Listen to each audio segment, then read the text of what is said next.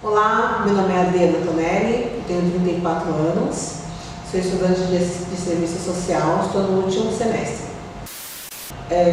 Mais ou menos em 2015, 2016, eu trabalhava numa imobiliária e eu tive o primeiro contato com uma assistente social.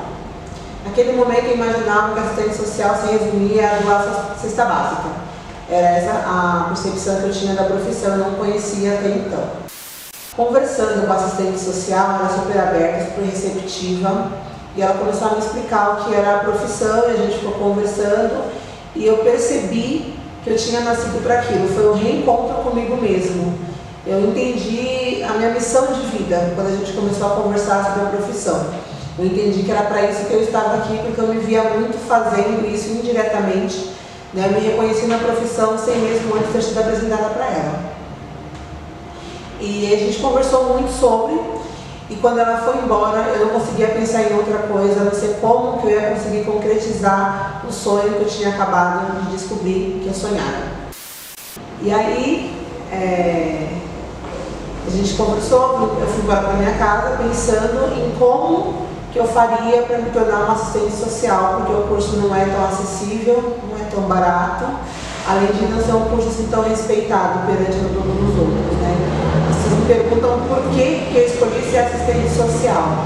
Só que eu não escolhi ser assistente social. A profissão me escolheu, é diferente, é uma questão de amor, de resgate, de ancestralidade. Foi quando eu me encontrei. Eu estou resgatando o que eu sempre fui. Eu entendo não que eu vim, e sim que eu retornei. É para isso que eu estou aqui, e foi na profissão como assistente social que eu descobri isso. E eu privo muito a ideia de que tudo parte do pressuposto de ter uma infância saudável, de você ser criança. Eu acredito que a fase que vai mais impactar na sua vida para determinar a pessoa de sucesso que você vai ser é de acordo com a infância que você vai ter. Porque o sucesso, ele não está em você ter o melhor carro, ter a melhor casa, em você ser financeiramente tranquilo, de você ter dinheiro. Eu acho que o sucesso está em você ser feliz com o que você tem. Isso não quer dizer quantidade, sim a qualidade do que você tem, da vida que você leva. E acontece muito das crianças aqui da periferia, do extremo leste, que vivem em vulnerabilidade, elas não têm a opção de serem crianças. Elas mesmo pequenas já têm a preocupação do que vai ser o amanhã, o que elas vão comer amanhã, o que vai ser o outro dia. Elas não sabem o que vai ser o outro dia, e isso não é uma responsabilidade de uma criança. Essa responsabilidade é de um adulto. Só que as crianças da periferia, crianças de comunidade, elas já carregam consigo essa responsabilidade do que vai ser o dia de amanhã. Elas não têm tempo de trabalhar, muitas vão para o farol para vender, para trazer para casa para comer. E aí muitas crianças, elas têm esse direito roubado, né, de ser criança. E quando a criança ela não consegue ser criança, ela cresce um adulto inflexível, né? Ela vira um adulto duro, porque a melhor parte da vida dela era quando ela aprender a ser flexível. Porque na infância a gente consegue manipular uma criança, a gente consegue orientar para onde que ela vai, e é aí que ela consegue ser uma pessoa mais flexível. Ela vai crescer com isso de aceitar algumas coisas. Se ela tem esse período da vida dela roubado, aniquilado, se ela não desenvolve isso, porque a vida é todo um processo. A gente nasce, a gente cresce, se desenvolve, evolui e morre. Então, se você não é criança, você não vai desenvolver muitos aspectos, alguns perfis, algumas características que para a vida adulta são essenciais.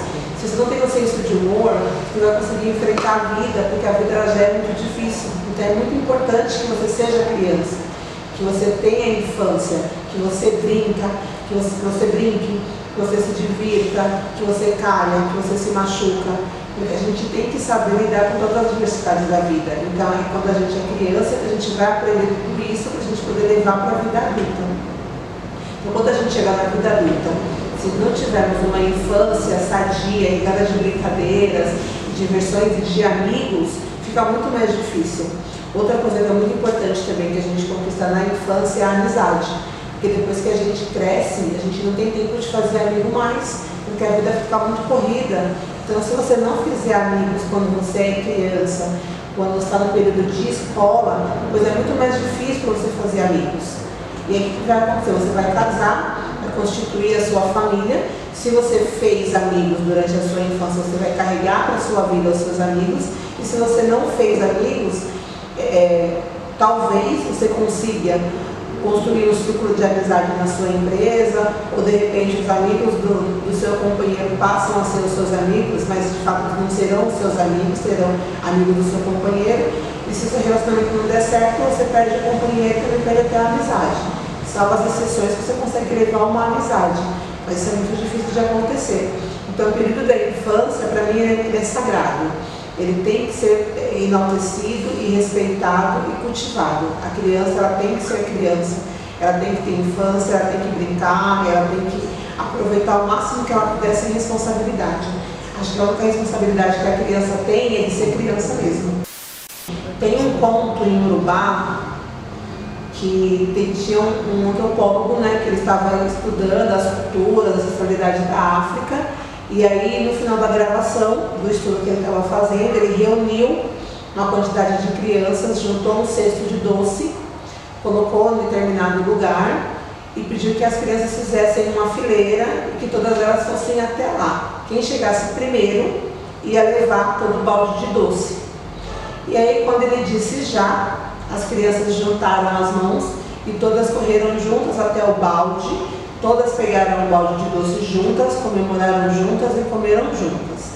Ele ficou olhando meio espantado, sem entender o que tinha acontecido, né? Porque isso não é cultural nosso, é uma cultura ancestral que a gente tem que resgatar. E uma criança olhou para ele e falou para ele: tio, Ubuntu. O Ubuntu, ele quer dizer, sou quem sou porque somos todos nós. Então não existe a possibilidade de eu ficar feliz se todos os outros iriam ficar chateados. Para mim não seria uma felicidade completa. A gente só vai ficar bem se todos nós estivermos bem. Naturalmente, o balde de doce cheio, ele ia perder a preciosidade dele se ele fosse entregue somente a uma criança. Então eles preferiram dividir ali o balde de doce entre eles para que todos eles ficassem felizes. Porque aí sim é uma felicidade completa quando todo mundo consegue atingir o objetivo. Se só um chegasse até lá, não seria uma vitória. Então, como todos eles conseguiram chegar até lá, aí sim é reconhecido como uma vitória. Isso é uma cultura, uma ética ancestral africana, né? Ela conscientiza as pessoas. Uma pessoa Ubuntu, ela entende que ela é afetada quando o semelhante seu é afetado. Eu costumo utilizar que é a cultura da educação coletiva. Eu tenho que me preocupar também com o filho da minha colega, se ele está sendo bem orientado, se ele está indo para a escola, se ele não está faltando, se a mãe foi trabalhar e ele está ficando em casa sozinho, eu não vou deixar que ele ache que ele está sozinho, que ele está abandonado. Se eu estou em casa, eu vou olhar assim o que ele está fazendo, não me custa. E outra coisa, se eu consigo manter ele orientado no caminho certo, o índice de criminalidade e de mortalidade vai diminuir, porque ele não vai se perder no caminho, ele não vai para o caminho errado, porque ele sabe que tem alguém olhando por ele. A mãe dele não está ali, mas a tia Tonelli está de olho, ela está olhando, então eu não vou fazer isso, eu não vou lá porque ela está vendo. A minha mãe não está aqui, mas ela está aqui, ela está olhando. E isso tem que ser uma visão ampla, coletiva. Não é o problema dela, se o filho dela virar um usuário de droga, se ele virar um ladrão, é um problema da comunidade. Então, se a gente tomar isso como consciência e responsabilidade de todos, a gente consegue sim ter uma comunidade melhor, mais leve para todo mundo, porque todo mundo é responsável por todo mundo. Não é só o meu filho, não vai ser o meu filho o problema, vai ser o problema de todos, né? Então a gente tem que ter esse cuidado de se precaver da maneira que a gente puder. O que a gente puder diminuir, a gente tem que fazer, a gente tem que se unir, a gente tem que unir forças. O ser humano só é humano porque ele convive com humanos. Nós precisamos um do outro, nós não somos uma ilha para viver sozinho. E eu costumo colocar muito que as crianças, elas precisam de autoestima para elas conseguirem ser um adulto de sucesso.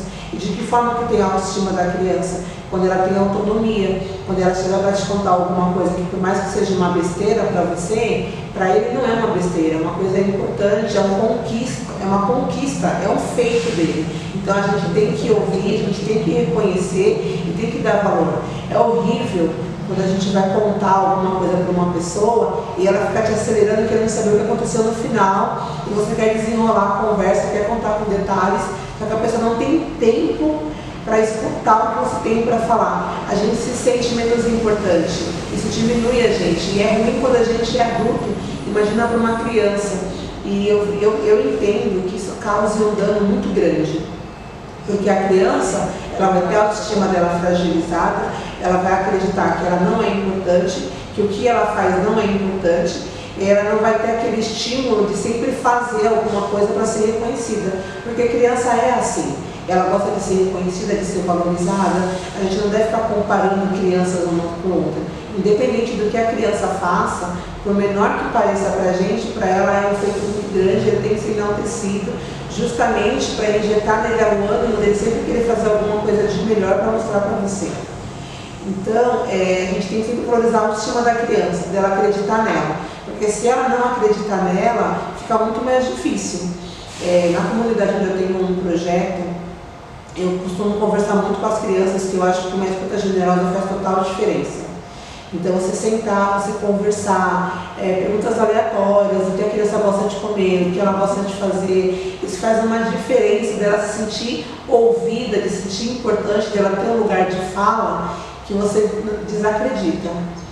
Teve uma mãe que ela me procurou para agradecer, porque todos os dias que o filho dela voltava do projeto, ele sempre falava muito de mim, ele gostava muito de mim, todos os dias ele não via a hora de chegar no outro dia, para ele poder se juntar às crianças, para participar do projeto, para conversar com a tia Tonelli, ele não via a hora de chegar no outro dia para contar como tinha sido o dia dele após o projeto. E quando a mãe dele chegou até mim para agradecer, porque eu tinha tratado bem o filho dela, eu fiquei me questionando o que era para ela tratar bem o filho dela, porque eu não tinha tratado bem, né? Eu tinha simplesmente tratado.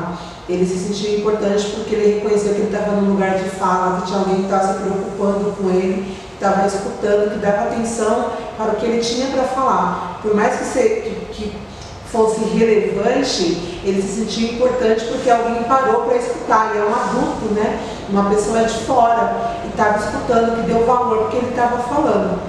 E aí eu vi que a pessoa, quanto mais pobre, ela se sente diferente das outras, né? Ela se sente inferior. E a gente, às vezes, acaba praticando isso mesmo, a gente acaba fazendo isso até mesmo involuntário. Muitas das vezes, quando eu ia no projeto, eu levava meu filho, porque eu quero que ele respeite as pessoas como elas são, porque elas são pessoas independentes do que elas possuem. São crianças, são pessoas como tantas outras. Não é porque ele não tem um tênis bom, não tem um videogame, não tem um celular, que ele não serve para ser meu amigo. Muito pelo contrário. Ele tem valores que eu privo e ele serve para ser meu amigo, sim. As crianças, elas são crianças, elas têm que aprender a se respeitar como seres humanos, não tem diferença. E a gente acaba ensinando as crianças que elas são diferentes, só que elas não são diferentes. Quando a gente chega e pega e fala, olha, aquela criança, está vendo, coitado dele, você está reclamando que você não tem um videogame, que você não tem isso. A gente não tem que chegar com as crianças com esse discurso de querer inferiorizar a outra criança, de expor a outra criança, de diminuir a outra criança, porque já é ruim, isso causa um impacto na vida da criança, que a gente não sabe mais para frente o que vai ser. A gente tem que tratar todos eles iguais. Eles são crianças e ponto, e acabou. E tem que brincar, não tem que expor e nem comparar, porque esse comparativo não é bom para ninguém, nem para a criança e nem para o adulto, nem para a mãe da criança que está ouvindo, nem para a mãe que está reproduzindo ou para as crianças que estão escutando. Outra coisa também que me chamou muita atenção no projeto é que as crianças que moram na comunidade, elas não fazem acepções das crianças. Tem uma criança que ela é especial, que ela tem uma paralisia, e aí ela anda com um pouco de dificuldade, e num certo dia do projeto as crianças pediram para jogar futebol. E aí eu falei, ok, vamos jogar futebol, vamos lá para o campo. Quando chegamos no campo, eu pensei comigo, agora vou gerar uma situação muito delicada, porque o menino vai querer jogar futebol, e ele tem essa limitação. As crianças não vão querer escalar ele para jogar e ele vai ficar de fora. E quando falou que ia jogar futebol, ele ficou super animado. Quando chegou no campo, para minha surpresa, a criança que tinha essa deficiência, ela foi a terceira a ser escolhida. E aí eu percebi que o preconceito estava muito mais em mim do que nas crianças. Elas não tinham essa visão de que ele era uma criança delimitada, que ele não ia poder brincar. Ele era uma criança, ele ia brincar como todos os outros dentro da limitação dele. E eu fiquei muito emocionada de ver como que a gente às vezes estraga as crianças querendo proteger. Porque se a mãe dele tivesse mantido ele dentro de casa, com medo do que outras crianças poderiam fazer com ele não teria essa vivência. Né? Então é muito bom que a gente mantenha as crianças com as crianças, para elas crescerem juntas e serem crianças, porque isso é muito importante. Sempre quando eu converso com eles, eu procuro salientar o que eles têm de melhor. Qualquer feito que eles fazem, eu li um livro, eu incentivo mesmo a ler, dou dicas de leitura. Se eles gostam de assistir série, a gente fala sobre série. Se eles gostam de ver filme, a gente fala sobre filmes. Eu sempre procuro trazer para eles o que eles querem ser. O que você vai ser quando você crescer? Muito deles, eles não têm essa perspectiva de vida, né? Essa vaidade de, quando eu crescer, eu quero ser um advogado, eu quero ser um delegado, eu quero ser dentista, eu quero ser fono. Não, eles não pensam nisso. Quando eles crescerem, a ideia que eles têm é de trabalhar e prover o sustento para casa. Mas não de ter uma profissão, de ter uma ambição de eu vou trabalhar, eu vou estudar, né? Eu vou trabalhar, vou realizar meu sonho, que é comprar uma casa, ter uma casa de veraneio, comprar meu carro. A ideia que eles têm de vida adulta é de conseguir prover os alimentos dentro de casa e manter as contas pagas. Eles não têm um sonho, não têm essa perspectiva de vida que a gente injeta nos nossos filhos. Porque para eles é outra realidade, eles não têm esse exemplo dentro de casa. Porque quando a gente tem dentro de casa um exemplo de que você pode sim mudar de vida, que depende muito de você, o que você vai ser quando você crescer, você tem que escolher uma profissão, você tem que sonhar para a vida ter um objetivo, para a vida ter graça, é diferente dentro de casa nesse sentido. Então, se você vê que seu pai estudou, fez faculdade e ele te ofereceu uma vida melhor, automaticamente você vai querer também estudar mais do que seu pai, para você ter uma vida melhor, prover uma velhice saudável para o seu pai, e se você optar em ter filho, que seu filho tenha uma vida melhor do que você teve. Então é sempre assim que vai funcionar. Nós somos regados de exemplo. Por mais que você não ensine diretamente, as atitudes também elas ensinam.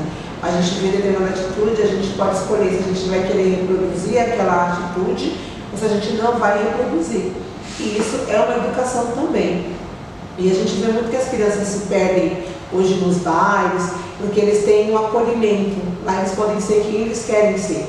Então ele chega no baile, ele vai fazer o que ele acha que é legal, o que ele acha que é certo, ele vai querer ser o maioral, ele vai querer chamar a atenção, coisa que de repente em casa ele não tem essa atenção, porque a mãe trabalha, a mãe estuda, a mãe é solo, a mãe é preta, então ela precisa chegar em casa e descansar. Ela dorme, o filho vai para o baile e ela às vezes nem sabe que o filho está na rua, ou até mesmo sabe, negligencia, diz que não dá conta, que ela não consegue segurar o filho em casa, e aí ele vai, chega num ambiente onde tudo lhe é permitido, e aí ele vai usar de tudo que for possível, vai aprender o que não é para ele aprender, o que não é da idade dele. Eu não estou dizendo que ir para baile é ruim, mas dependendo da idade que a criança tem, não é um lugar para ela, porque ela é tudo muito livre, todo mundo à vontade, todo mundo é muito igual, não é assim, uma criança de 10, 11 anos, ela não tem a maturidade de uma pessoa de 18 anos para saber o que é certo e o que é errado e a consequência que vai trazer. Então, com 11 anos, uma criança ela não tem que estar no baile. Ali, para ela, não tem nada de interessante. Não tem porque a noite é para dormir. Ela tem que estar em casa para descansar, para no outro dia ela estar com a mente fresca, descansada, para ela ir para a escola, para ela poder aprender. E a gente tem que incentivar muito a criança a estudar. Porque a única forma que a gente tem de garantir uma vida melhor e nem de ser rico é estudando. Porque é só assim que a gente consegue. E quando a gente conversa muito com as crianças, eu vejo que eles não têm essa noção da diferença que faz você ter estudo ou não. Porque eles não têm uma ambição de estudar, porque eles não conhecem ninguém que estudou e que deu certo na vida, que tem uma vida mais tranquila, financeiramente falando, que não tem que se preocupar com o que vai comer amanhã, se vai ter o que comer, porque eles estão acostumados a receber doações. Né? E quando você dá a autonomia dele escolher o que ele quer comer, e ele vê que se ele trabalhar, ele vai conquistar valores, e que ele vai ter autonomia de ir no mercado e escolher qual arroz que ele quer comer, qual bolacha que ele gosta, qual suco, qual danone que ele gosta, e isso serve para massagear o ego, para incentivá-los a correr atrás. Muitas das vezes no projeto, quando eu perguntava para as crianças qual bolacha que eles gostavam de comer, e referindo a marca, eles respondiam de morango ou de chocolate.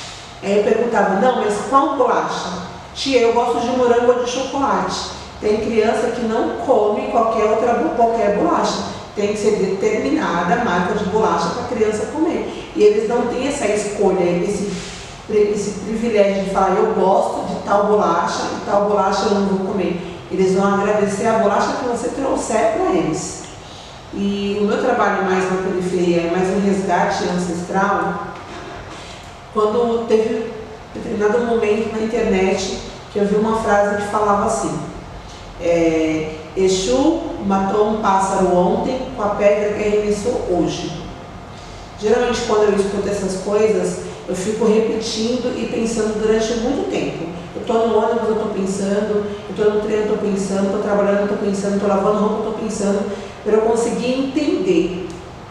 E quando eu me encontrei como assistente social, eu entendi, né, essa frase da seguinte maneira, que a pedra que a gente lança no Exu ontem, que vai matar ele hoje, é um resgate ancestral.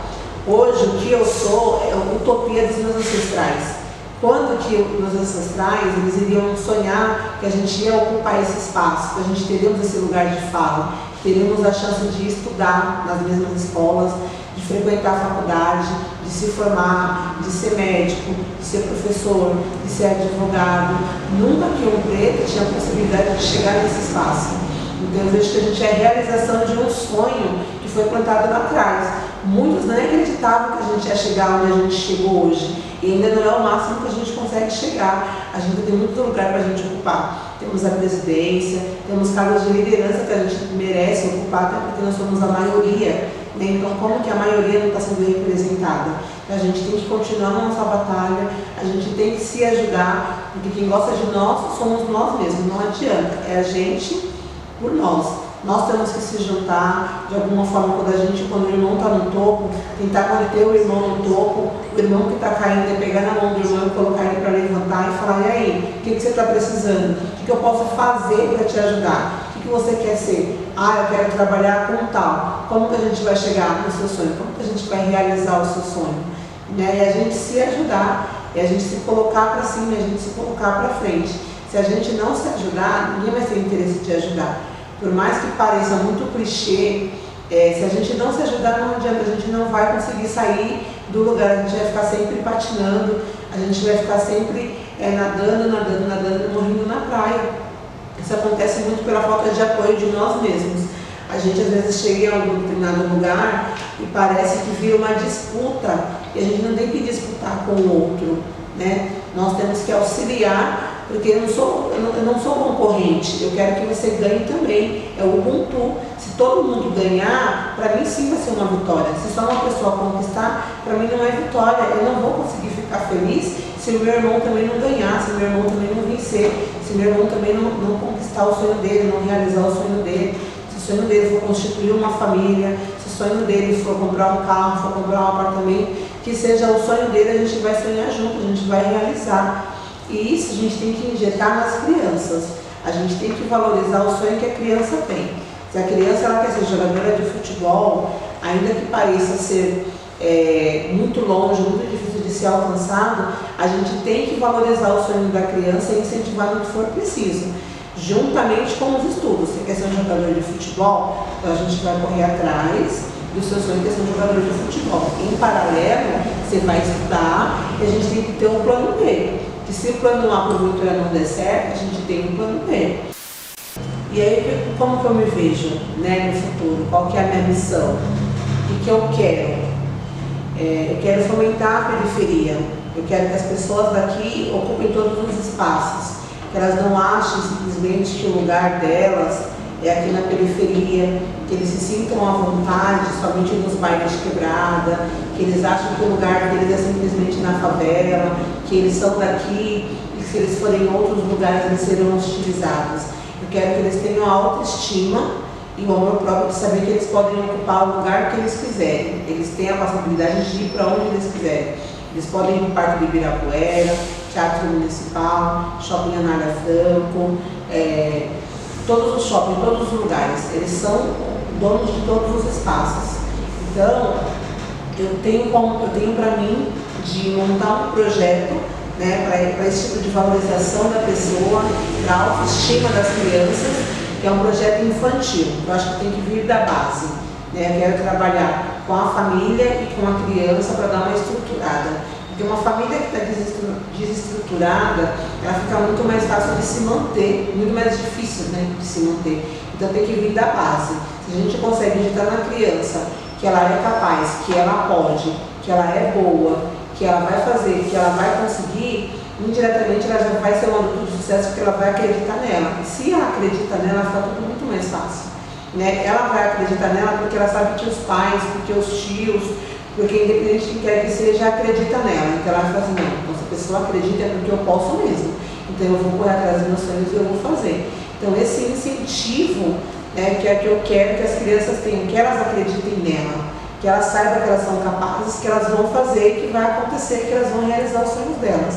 Então eu quero montar um projeto aqui para atender as crianças de acordo com a necessidade delas. Não adianta a gente fazer um projeto exclusivamente voltado para incentivo à leitura, português, matemática, porque não é isso que as crianças querem hoje em dia. Você pode ver que nenhuma criança hoje mais segue seu modelo. Só os meninos que se mantêm com sonho de ser jogadores de futebol, mas as meninas mais elas não querem ser modelos.